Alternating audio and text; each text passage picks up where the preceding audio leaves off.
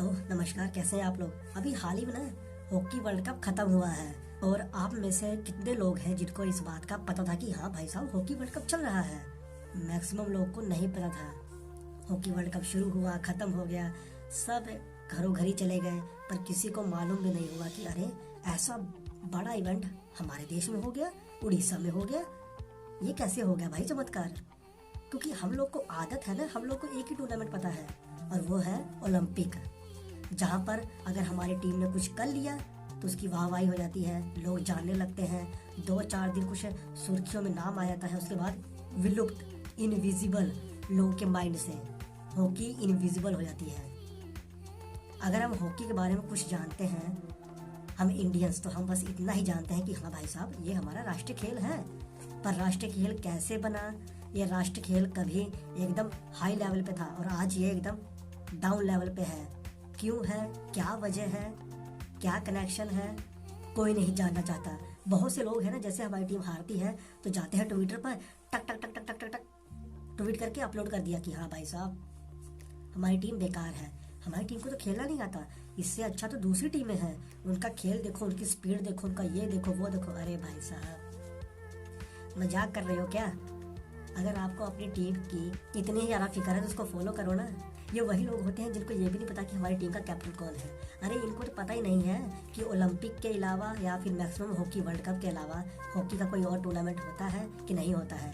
कितने बड़े बड़े नए टूर्नामेंट आ गए हैं और वहाँ पर हमारी टीम ने कई सारी अचीवमेंट हासिल की हैं, पर इन लोगों को नहीं पता है क्योंकि इन लोगों ने कभी फॉलो किया नहीं। ये तो बस कभी सुर्खियाँ वगैरह में कहीं आ गया, किसी अखबार की हेडलाइंस में, या फिर वैसे इंटरनेट पर ऐसे स्क्रॉल करते करते कहीं देख लिया, या फिर FB चलाते हुए, इंस्टा चलाते हुए, तो बाकी आप समझदार हो।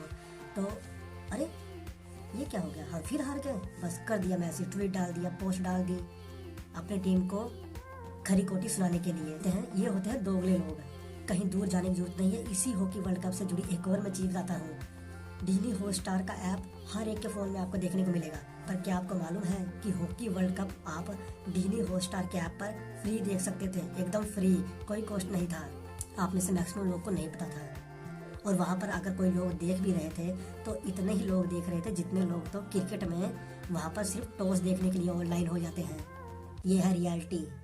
और एक और फैक्ट बताता हूँ मैं आपको, डिज्नी हॉटस्टार का जो हाइलाइट्स होते हैं ना, जो टॉप 8 वो स्लाइड वहाँ पर सिलेक्ट करता है कि ये हमारे टॉप 8 कंटेंट हैं जिनको लोग देख रहे हैं, जिनको लोग पसंद कर रहे हैं, या फिर उस कंटेंट को हॉटस्टार के ऐप पर डिस्प्ले किया जाता है कि लोग देखें।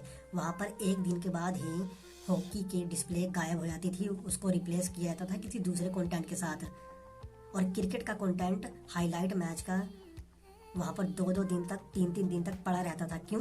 क्योंकि क्रिकेट को लोग देख रहे हैं, उसकी हाईलाइट को लोग कितनी बार देख रहे हैं। और हॉकी का लोग लाइव तो देखने के लिए आते नहीं है, हाईलाइट क्या खाक देखेंगे। तो डिज्नी हॉटस्टार भी अपने ऐप से, अपने डिस्प्ले से, अपने होम पेज से उसको गायब करके स्पोर्ट्स वाले सेक्शन में कहीं नुक्कड़ में फेंक देता था कि हाँ कि अगर देखना है तो यहाँ बेसमेंट में आके देखो हाईलाइट को। ये हालत थी, बात करते हो आप। जबकि हॉकी वर्ल्ड कप को देखने के बहुत सारे ऑप्शन थे आपको फ्री में। चलिए इन सब बातों को छोड़िए, अब हम बात करते हैं कि क्यों हमारा हॉकी एकदम डाउन हो गया है, क्यों उसकी वैल्यू लोग नहीं समझ पा रहे हैं और हमारी टीम अच्छा परफॉर्म क्यों नहीं कर पा रही है। क्या ये सब हमारी खिलाड़ियों की ही गलती है या फिर कुछ और भी है? तो इसमें जो चीज़ मैं एक्सप्लेन करने वाला हूँ, इसमें पॉलिटिकल एंगल तो है ही, साथ में और भी कई फैक्ट हैं, कई सारे और पॉइंट हैं जिनको मैं धीरे धीरे एक्सप्लेन करूंगा। वीडियो थोड़ी सी लंबी हो सकती है, पर चीज़ें मैं आपको धीरे धीरे इसमें अच्छी तरह समझाने की कोशिश करूंगा। तो ये जो पहली इन्फॉर्मेशन मैं देने जा रहा हूँ, ये उन लोगों के लिए है जो दोगलेपन से भरे हुए हैं। अगर आप ओलंपिक के ही रिकॉर्ड देखकर खुश होते हो तो सबसे ज्यादा मेडल हमारे पास ही है। 1928, 1932, 1936, 1948, 52, 56, 64, 1980, ये टोटल 8 गोल्ड मेडल बनते हैं जो हमने जीते हैं, हमारी टीम ने जीते हैं, हमारी हॉकी टीम ने। इनमें से 3 मेडल यानी कि 1928, 1932 और 1936 ये हमने तब जीते जब हम गुलाम थे। तो गुलाम होते हुए भी हमने 3 मेडल जीते थे, उसके बाद 5 मेडल और किसी भी टीम के पास नहीं है अभी तक ये मेडल। इसके अलावा हमने एक सिल्वर मेडल भी जीता है 1960 में, और इसके अलावा 3 ब्रोंज मेडल भी हमने जीते हैं 1968, 1972 और 2020 में। तो अगर टोटल आप गिनती करोगे तो लगभग कुछ 13 मेडल बनते हैं जो हमारे पास हैं। इतने मेडल अभी किसी के पास नहीं है। आपके सामने ये पूरी लिस्ट आ रही है, आप देख सकते हो। दूसरे नंबर पे जर्मनी है, गोल्ड मेडल के लिस्ट में हम बहुत आगे हैं। अब हम बात करते हैं कि दूसरा पॉइंट जो है एस्ट्रोटर्फ। एस्ट्रोटर्फ जब आया तो हमारी एकदम किस्मत ही पलट गई, हमारी हॉकी नीचे आती चली गई। ऐसा क्यों? क्योंकि देखो यार, अंग्रेजों ने एस्ट्रोटर्फ यूज़ क्यों करना शुरू कर दिया। अंग्रेज मतलब हम इंडियन तो अलग दिखते हैं, बाकी तो बाहर वाले सब बागड़ बिल्ली जैसे एक ही जैसे दिखते हैं, तो इसलिए मैं अंग्रेज बोल रहा हूँ सीधा सीधा। जो भी रहे होंगे वो, कोई भी FIH के जो मेंबर थे या जो भी थे, तो उन्होंने एस्ट्रोटर्फ यूज़ करना क्यों शुरू कर दिया?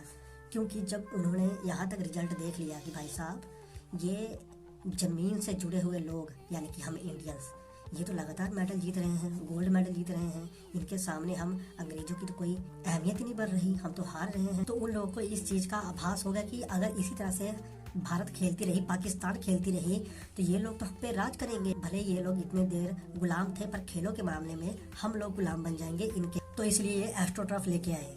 एक चीज मैं और आपको बताता हूँ, आपने इस बारे में इस लेवल तक सोचा नहीं होगा। क्रिकेट वर्ल्ड कप हमने जीता था 1983 में, पर उससे पहले हम इतने ज्यादा गोल्ड मेडल जीत चुके थे, और उसके अलावा हम जीत चुके थे 1975 का हॉकी वर्ल्ड कप। पर किसी को याद ही नहीं है। क्यों याद करना? क्योंकि ना उस वक्त सरकार ने इंटरेस्ट लिया और ना मीडिया ने। उसके ऊपर भी आएंगे, पर पहले हम बात करते हैं एस्ट्रोटर्फ की।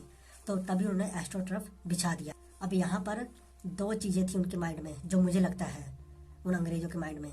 वो जानते थे कि भारत की हालात ऐसे नहीं है कि वो एस्ट्रोटर्फ की पिचे बना सके। एस्ट्रोटर्फ 5-6 करोड़ कौन लगाएगा?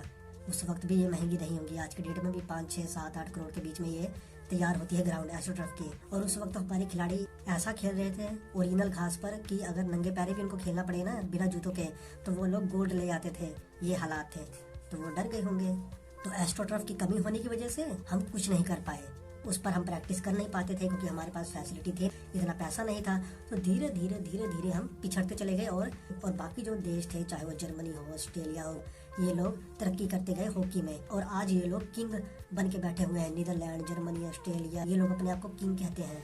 बेल्जियम, ये लोग वर्ल्ड कप पे वर्ल्ड कप जीत रहे हैं। और इस वक्त हमारी ये हालात है कि हम धीरे धीरे एस्ट्रोटर्फ की सहूलियत अपने जूनियर खिलाड़ियों को दे पा रहे हैं। तो इतना टाइम लग गया हमको उस लेवल तक पहुंचने में जिस लेवल पर अंग्रेज पहले ही पहुंच चुके थे। तो ये है हालत। एस्ट्रोटर्फ के आने से हमारी टीम पर क्या, हमारे खेल पर क्या फर्क पड़ा, ये चीज़ है। इसके बाद हम आते हैं कि सरकार क्या कर रही थी 1975 और एस्ट्रोटर्फ के वक्त। देखिए, जब एस्ट्रोटर्फ आया 1975 और 80 के टाइम पे, तो हमारा कुछ ना ऐसा फिक्स नहीं था। इस वक्त तो हॉकी इंडिया है जो ये सब कुछ देख रहा था, और उस वक्त आई थिंक ऐसा नहीं था। जो ओलंपिक एसोसिएशन रही होगी भारत की, वही देख रही होगी। पर कहा ऐसा जा रहा था कि उस वक्त एक और संघ था जो हॉकी देखना चाहता था, और उस संघ के बीच में और ओलंपिक एसोसिएशन संघ के बीच में हो रही थी अनबन, जिसकी वजह से हमारी बहुत सारी जो अच्छी चीज़ें थी वो दब गई। मीडिया ने उन चीज़ों को कवर किया नहीं, मीडिया ने कवर किया हमारे डाउनफॉल को और 83 के वर्ल्ड कप को, क्रिकेट के। और उसी चीज़ों के बीच में एस्ट्रोटर्फ आने पर किसी ने भी आवाज़ नहीं उठाई, क्योंकि हम तो घर में ही लड़ रहे थे ना। तो हमने जब उंगली नहीं उठाई, हमने कोई सवाल जवाब किया नहीं, तो आज हम भुगत रहे हैं। आज वो रिकॉर्ड बने हुए हैं कि हम 1980 के बाद कुछ अच्छा कर नहीं पाए, और दूसरे लोग वो आगे निकल रहे हैं उसी चीज़ का फ़ायदा उठाकर। अब मैं बात करता हूँ कि पॉलिटिकल एंगल इसमें क्या है जिसने हमारी हॉकी को नीचे गिराने में शायद काम किया है। देखो यार, मेजर ध्यानचंद जी बहुत बड़ा नाम है, वर्ल्ड हॉकी में बहुत बड़ा नाम है, और उनके लेवल का खिलाड़ी अभी तक तो नहीं आया, और शायद ही कभी कोई आएगा। अगर हमारी सरकार चाहती तो हॉकी को उस टाइम पर भी ऊपर उठा सकती थी। आई थिंक, मुझे लगता है कि जब मेजर ध्यानचंद जी रिटायर हुए तो उनको सम्मान मिलना चाहिए था, पर उनको वो सम्मान मिला नहीं। आपने कहीं पर भी देखा कि मेजर ध्यानचंद जी के नाम पे किसी भी खेल को, किसी भी एक फेमस चीज़ का नाम रखा हो? नहीं। मैं तो बस एक ही सुना है कि दिल्ली में उनके नाम पर एक स्टेडियम है, बस। मुझे लगता है कि जो खेल रत्न अवार्ड दिए जाते थे पहले, वो किसी हमारे मंत्री के नाम पे थे पहले, तो वो मेजर ध्यानचंद जी के नाम पे होना चाहिए था। और अभी वो है, अभी खेल रत्न अगर दिया जाता है तो वो ध्यानचंद जी के नाम पर ही दिया जाता है। इससे कम से कम लोग के बीच में हॉकी के जो महान खिलाड़ियों का नाम तो बना रहता है। और दूसरी चीज़, मुझे लगता है कि मेजर ध्यानचंद जी को उस वक्त ही भारत रत्न अवार्ड मिलना चाहिए था, पर नहीं दिया। अगर वो अवार्ड उस वक्त मिलता, उनको वो इज्जत मिलती, तो हॉकी को लोग जानते। छोटी छोटी बात लोग नोटिस करते हैं, कहीं ना कहीं मीडिया में भी ये बात आती, लोग हॉकी की तरफ और ज़्यादा अट्रैक्ट होते, जैसे क्रिकेट की तरफ लोग अट्रैक्ट हुए। 1983 का हमने वर्ल्ड कप भले ही जीता, पर उसके बाद तो हम हारे हैं ना कितने साल तक। विदेशी जमीनों पर टेस्ट मैच जीतने के लिए आपको कितने साल लग गए, पर फिर भी मीडिया उसको कवर करती रही और लोग देखते रहे क्रिकेट को। वो भी तो फेमस हुआ है ना बुरी परफॉर्मेंस के बाद भी, तो हॉकी भी फेमस हो ही जाता। और जो पॉलिटिकल एंगल थे उन्होंने कभी भी इस खेल की तरफ उसके बाद ध्यान दिया ही नहीं। ये धीरे धीरे नीचे चला गया। लोगों का जो मैक्सिमम ध्यान था वो क्रिकेट में और बॉलीवुड में था। ये हमारी इंडिया मेन बिजनेस है जहाँ से बहुत ज्यादा पैसा आता है, हॉकी से और बाकी खेलों से नहीं आता। ये तो अब हो रहा है ना 2-3 सालों से कि हमारे जितने भी खिलाड़ी जाते हैं क्रिकेट के अलावा, जितने भी, चाहे वो हमारे एथलीट हैं, हमारे एथलेटिक्स खिलाड़ी हैं जो कॉमनवेल्थ में जाते हैं, ओलंपिक में जाते हैं और एशियाई गेम में हिस्सा लेते हैं, उनको हमारी सरकार द्वारा सम्मान दिया जाता है। यहाँ पर मैं किसी सरकार का पक्ष नहीं ले रहा, मैं बस अंतर बता रहा हूँ जो देखने को मिल रहा है। तो जब सरकार इंटरेस्ट ले रही है तो सुर्खियाँ मिल रही हैं, लोग जान रहे हैं कि हाँ भाई साहब ये खिलाड़ी है, ये भी खिलाड़ी है, ये हमारे देश के खिलाड़ी हैं, इनका नाम क्या है, हाँ इनका नाम ये है, ये कौन है, ये हमारी टीम के कैप्टन है, वो हो अब मालूम पड़ा। तो चीज़ों का फर्क तो पड़ता है। ये पॉलिटिकल एंगल है थोड़ा सा जो मुझे लगा। और तीसरा है मीडिया।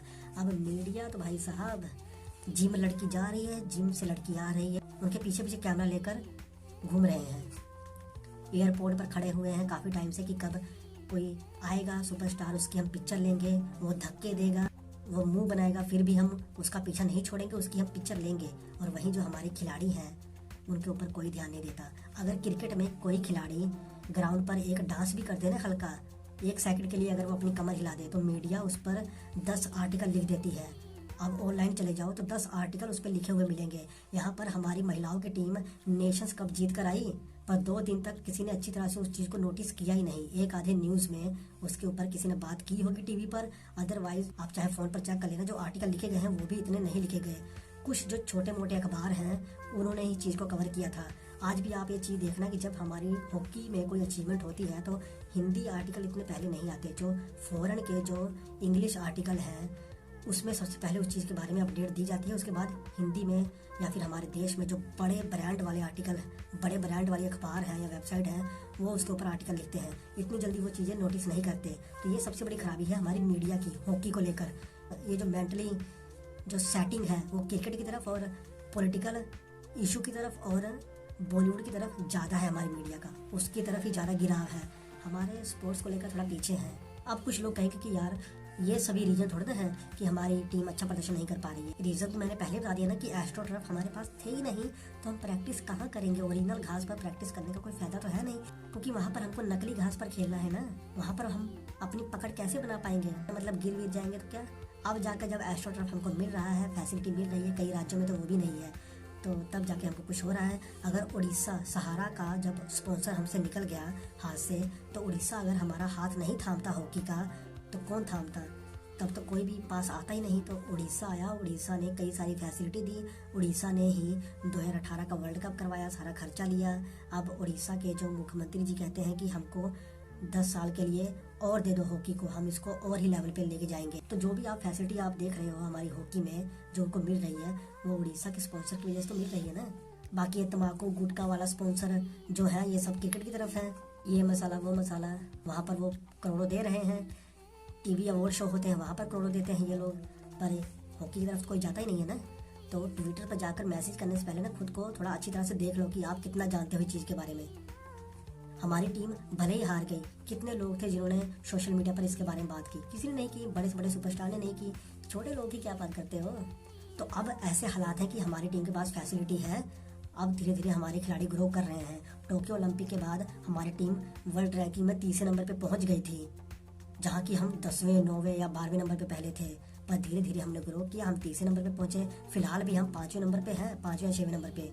अभी हमारी रैंकिंग थोड़ी बिगड़ी हुई क्योंकि वर्ल्ड कप में हमने अच्छा परफॉर्म नहीं किया। हमारी जो महिलाओं की हॉकी की टीम है तो वो अभी 8वें नंबर पे है। जब से हॉकी इंडिया बना है तब से हमारी टीम थोड़ी और ग्रो हुई है। अभी जो हमारे अध्यक्ष हैं वो दिलीप तिर्की हैं, जो कि हमारे पुराने खिलाड़ी रह चुके हैं हॉकी। एक और मजे की बात बताता हूँ, आप हैरान हो जाओगे। दिलीप तिर्की से पहले जो हमारे अध्यक्ष थे ना, उनको तो ये भी नहीं पता था कि हमारे खिलाड़ी है कौन। उन्होंने बस नाम सुने हुए थे पर शक्ल से वो नहीं पहचानते थे। मैंने कई सारे ऐसे आर्टिकल पढ़े हैं जहाँ पर इस बात की पुष्टि की गई है कि जब वो खिलाड़ियों से मिलते थे तो कहते थे कि भाई साहब ये खिलाड़ी कहाँ है, ये फलाना खिलाड़ी कहाँ है, जबकि वो फलाना खिलाड़ी उसके साथ में खड़ा होता था। तो ऐसी ऐसी चीज़ें भी हुई हैं। तो अब खिलाड़ी अध्यक्ष बने हैं तो धीरे धीरे और इम्प्रूवमेंट हमको देखने को मिलेगी हमारी हॉकी में। बाकी आप कितने ज़्यादा सहमत हो मेरी बात से आप कमेंट करके बता सकते हो। अगर चैनल पर नए हो चैनल को सब्सक्राइब भी कर सकते हो। बाकी मिलेंगे आपसे नेक्स्ट वीडियो में। जय हिंद।